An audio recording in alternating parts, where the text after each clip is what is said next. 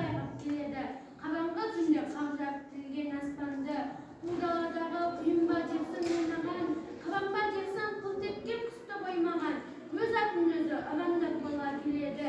Қамшы сабына жебесін тұлғып байлаған, жайнап қалып өлі арбақпенен тұрарлап келеді бала есімін өзі ұрандап, тілілер шошып жағасын ұстап тұрарлап, өлгенде көпте түскенде болар бұраунап, келеді қашып есімін өзі ұрандап, доғара қойып ойынмен тұрду сауықты, қалғаш өстіп өзін танытты, күрең аттапып қара темірді шайнаған, қабырда жыбып күпірде сыбыр айнала, асасын ұстап әймерек дейді би келді.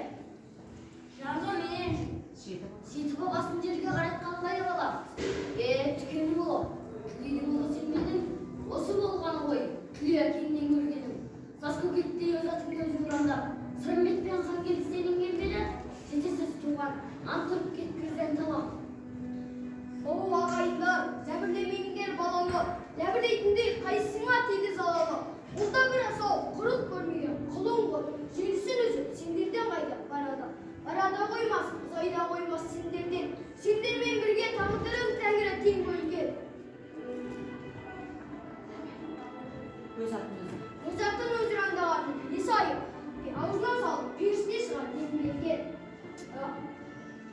Жауына шапса өз атын өзі аңдап, қолдамас беді түген тірі аруақ, өлі аруақ.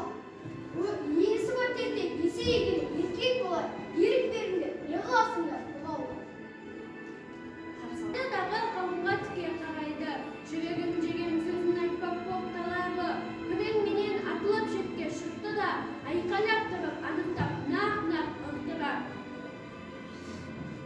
Дәрменсіз сорлы кедей кепшікті бұқтыра, күшік тасылдай жалмаңдайсыңдар мықтыға.